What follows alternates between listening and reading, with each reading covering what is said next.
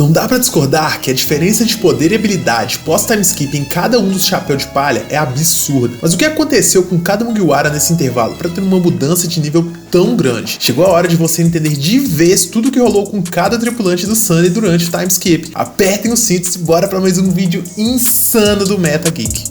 Fala Geek suave! No vídeo passado falamos sobre como aconteceu o salto no tempo de 2 anos. Se não viu o vídeo, corre lá para você entender tudo o que rolou. Como vocês se lembram, o timeskip começa após Luffy decidir receber o treinamento de Rayleigh, que durou 2 anos. Nesse intervalo, Luffy luta contra diversos monstros em uma ilha onde o próprio Rayleigh diz haver em torno de 500 seres vivos que superam a força do borrachudo. Assim como o nosso querido pirata, você deve estar se perguntando como Rayleigh consegue sentir todos esses poderes e saber até mesmo quantos monstros são. Rayleigh então responde que esse é um dos poderes que Luffy precisa desenvolver e logo começa a explicar que existem 3 tipos de Haki. O Haki da observação, que é esse que ele usou para descobrir esses monstros, o Haki do armamento e o Haki do conquistador, o qual somente quem tem características de um verdadeiro rei o possui, sendo impossível adquirir com treinamento. Mas isso é um assunto para outro vídeo, que aliás, se quiserem, só comenta aqui embaixo que iremos fazer explicando os detalhes de cada um dos Hakis. Voltando, Rayleigh começa a mostrar a funcionalidade de cada Haki, enquanto um elefante gigantesco começa a atacá-lo. E é um show à parte, porque é sempre muito bom ver um velho foda mostrando todo o poder que a experiência deu a ele.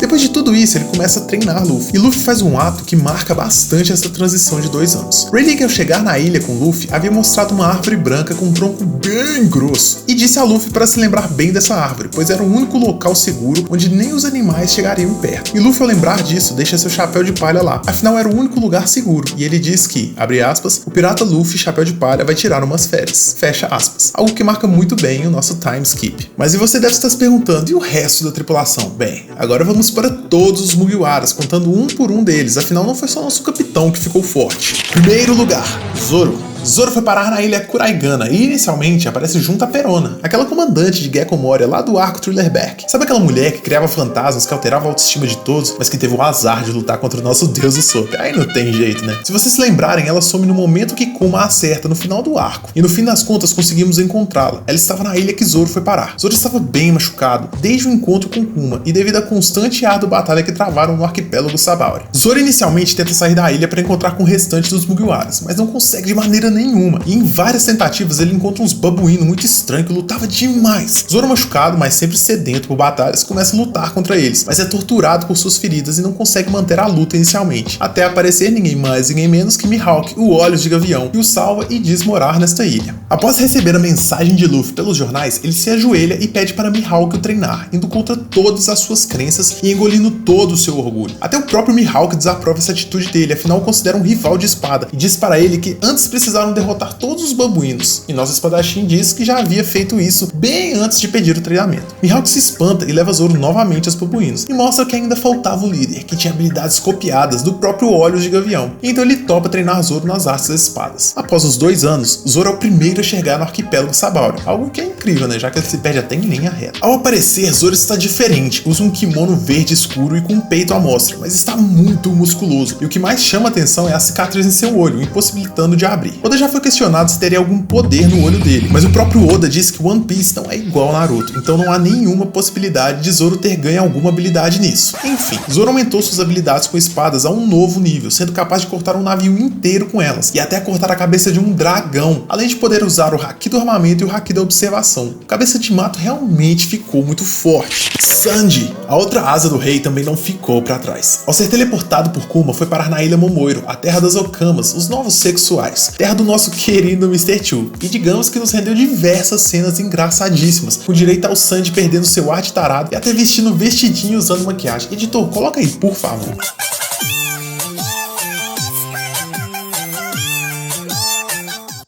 Mas após saber da notícia da morte de Ace, ele volta a si e começa a querer aprimorar suas habilidades e também a sua culinária. Afinal, as receitas da ilha possuem características de melhorar o corpo e dar mais energia e disposição. Sanji fica interessado e começa a querer aprender essas receitas, mas Ivankov não permite, a não ser que Sanji aceite o desafio. Se ele vencer todas as 99 grão-mestres da arte do Kenpo das novas sexuais, ele poderia ter as 99 receitas vitais da culinária delas. Só que elas realmente eram extremamente fortes e Sanji começa a treinar, desafiar e fugir incessantemente mente delas durante 2 longuíssimos anos. Após esse tempo, Sanji aparece. Sua frente agora é caída sobre o outro olho e ele tem uma barbicha e um bigodinho fajuto e ralo. No quesito habilidade, ele não precisa mais de tempo para esquentar suas pernas. Ele consegue usar o Double Jump em segundos. Seus chutes ficaram insanamente mais poderosos, sendo capaz de quebrar o pescoço de um pacifista com apenas um chute, sendo que antes ele não conseguia nem amassá-lo direito. Além de usar o Geppou, aquela habilidade de andar no ar lá da CP9, em que ele vai chutando o ar e consegue basicamente voar. Também é usuário do Haki do armamento e Haki da observação.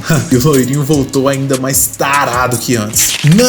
Nami foi lançado em uma ilha flutuante chamada Wetzaria, onde diversos cientistas estudavam o clima de todo o vasto mundo de One Piece, incluindo o Novo Mundo. Lá eles criavam diversas tecnologias que alteravam e controlavam o clima da forma que eles precisavam. E Nami fez exatamente isso. Ela estudou climas, lugares e até a geografia. E depois de 2 longos anos, ela voltou com um cabelo comprido, um corpo bem mais adulto, digamos assim. Acho que o Oda deu uma animada no desenho das mulheres depois do time skip, sei lá. Ela usa um biquíni com calça comprida e praticamente controla o tempo com seu clima tect, aprimorando com as tecnologias da ilha flutuante. Sua navegação evoluiu drasticamente, sendo capaz de navegar no Novo Mundo sem grandes problemas. E o Sanji passa mal com essa Nami adulta agora, viu? É claro! Usopp, nosso grande deus Usopp, não poderia faltar. Talvez uma das evoluções mais divertidas e interessantes, afinal nosso rei dos atiradores sempre foi dado como um covarde e como o mais fraco da tripulação, sendo que até o próprio se sentiu assim, mais evidenciado no arco do CP9, onde ele mesmo sai do bando. Sério, é muito triste. Quando é lançado a sua ilha de destino, ele cai em uma das, se não a ilha mais insanas de todas. O arquipélago é chamado Boin e é repleto de estranhas ilhas. Dentro de cada ilha existem diversas plantas carnívoras e com habilidades únicas, que as tornam extremamente perigosas. Lá o Usopp conhece Heracles, que mais tarde seria seu mestre. Heracles o salva de boas encrencas, e chega uma hora que o Usopp já estava faminto, e Heracles o leva ao centro da vila, mas o avisa que precisa ser regrado da forma que queria comer, pois era extremamente perigoso. Ao chegarem lá, o Usopp se maravilha, pois lá existiam plantas de pizzas, árvores de hambúrgueres, rios de lame, mudas de macarronada, sério, só besteiras. E o Usopp, ao ingerir uma quantidade absurda de comida, fica extremamente acima do peso. Heracles tenta de toda forma fazer com que o Usopp parasse de comer, mas não adiantava. Ele estava viciado naquelas comidas. Até o momento que o hipopótamo gigante, provavelmente um rei dos mares, aparece e começa a comer sem parar as besteiras que tinham naquela ilha, igual o Usopp estava fazendo. E de repente, a ilha começa a se mover, e uma boca gigante abre no centro dela. Na verdade, cada ilha era uma planta carnívora gigante que usava dessa comida como isca para atrair sua janta. O Usopp quase é engolido junto ao hipopótamo gigante, mas Heracles e a sorte salvam o nosso atirador.